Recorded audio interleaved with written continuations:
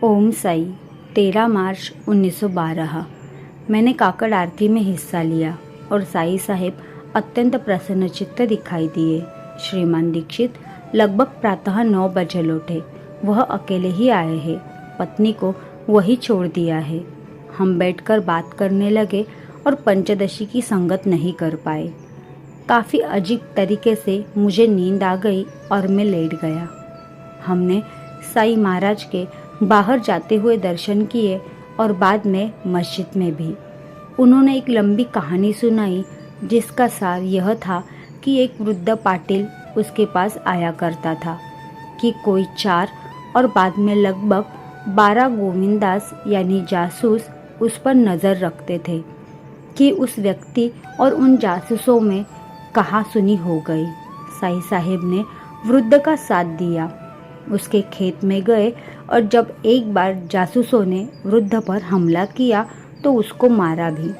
अतः वह बूढ़ा व्यक्ति उनसे निपटने के लिए एक बड़े शहर में स्थानांतरित हो गया कि साई साहेब ने हस्तक्षेप किया और उसे उनसे छुड़ाया। बाबा पालेकर को मुझे कल या परसों ले जाने की अनुमति प्राप्त हो गई। दोपहर में हमने अपनी पंचदशी की संगत की और साई साहेब की शाम की सैर के समय उनके दर्शन किए। रात्रि में रामायण और स्वामी भाव दिनकर का पाठ हुआ और भजन हुए। 14 मार्च 1912। मैं प्रातः जल्दी उठा, प्रार्थना की और हमने अपनी पंचदशी की संगत की।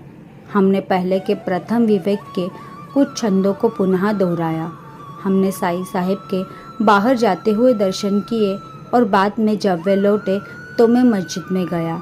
बाबा पालेकर पहले गए और कल मेरे अमरावती लौटने की अनुमति प्राप्त की।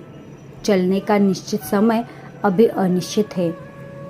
दोपहर की आरती हमेशा की तरह संपन्न हुई और दोपहर के भोजन के बाद मैं थोड़ी देर लेट गया। सतारा से एल शास्त्री संशयावती उमा की तरुणाई की औपचारिक घोषणा के लिए आए हैं। उन्होंने साई साहेब के दर्शन भी किए। दोपहर में हमने अपनी पंचदशी की संगत को आगे बढ़ाया और शाम होते होते साई महाराज की शाम की सैर के समय उनके दर्शन किए। रात्रि में वाड़ा आरती और बाद में सेज आरती हुई। मैं दोनों में सम्मिलित हुआ। फिर भीष्म ने थोड़ा स्वामी भाव दिनकर और दासभूत का पठन किया। 15 मार्च 1912। शिरडी से भुसावल। मैं प्रातः जल्दी उठा, प्रार्थना की और काकड़ आरती में सम्मिलित हुआ। साईं बाबा प्रसन्न चित्त थे और मस्जिद में गए। आज रोहिला की चित्तवृत्ति लड़ाकू थी और बाद में मुझे पता चला कि उसने बुटिया को पीटा भी। मैं बाबा पालेकर और श्रीमान दीक्षित के साथ मस्जिद में गया। साईं बाबा रोहिला और बुटिया को शांत करने की कोशिश कर रहे थे। जब वे अपने स्थान पर बैठे तब दीक्षित मेरे अमरावती लौटने की अनुमति मांगने के लिए आगे बढ़े और वह मिली भी। अतः मैं वापस लौटा और अपनी पत्नी को मेरे प्रस्थान की तैयारी करने को कहा। वह भीष्म और बंधु के साथ कुछ और दिन शिरडी में रुकेगी। मैंने पंचदशी की संगत की और उसका पहला अध्याय पूर्ण किया। उसके पश्चात मैंने दोपहर की आरती में हिस्सा लिया जो कि हमेशा की तरह संपन्न हुई। श्रीमान चांदोरकर उसके पूर्व आ गए थे, अतः उन्होंने स्वाभाविक रूप से उसमें हिस्सा लिया। मैंने अपना भोजन दीक्षित, चांदोलकर और अन्य लोगों के साथ किया। भोजन के बाद मैं गया और गांव के द्वार के पास साई साहेब से मिला।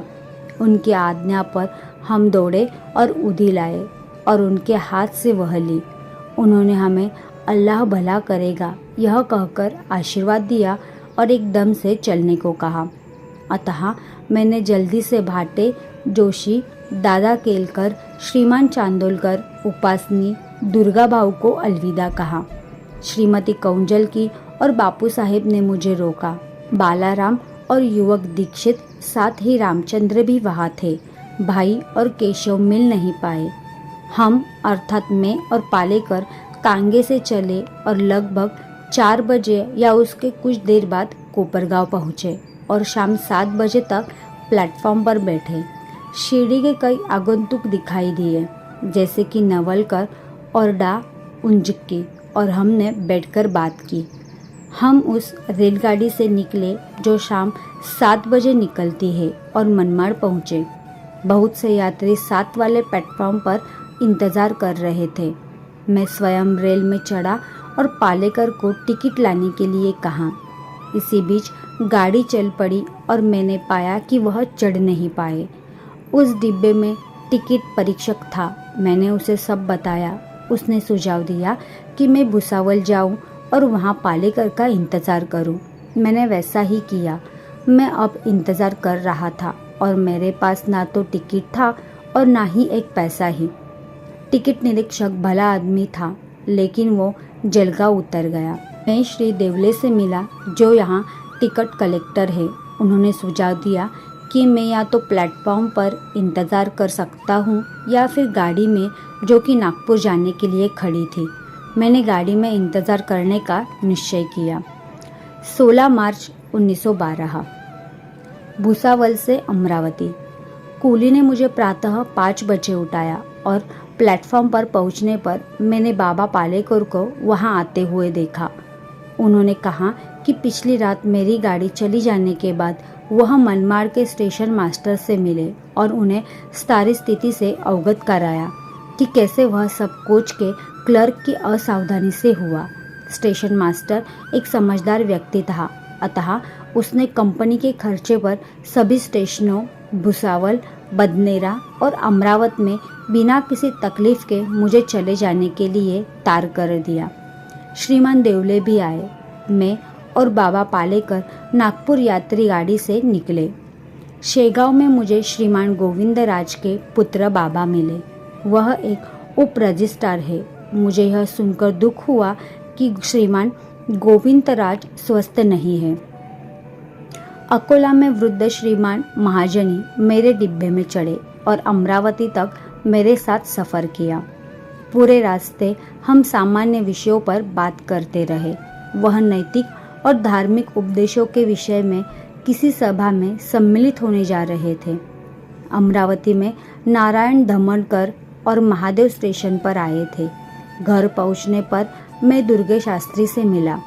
वह बहुत कमज़ोर है और लगभग सूरदास है। उसके बाद मैंने स्नान किया और कुछ खाया भी। मैंने लेटने का प्रयास किया पर मुझे बहुत गर्मी लगी, अतः मैं दैनिक समाचार पत्र पढ़ने लगा और कुछ लिखा।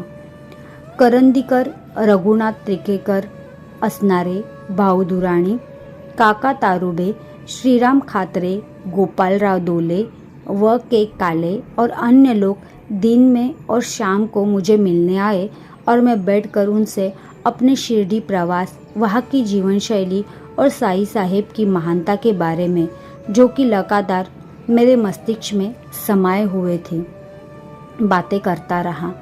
हम कुछ देर छत पर बैठे। मुझसे मिलने गोखले भी आए। मैं बहुत थक गया और मैं जल्दी आराम करूँगा।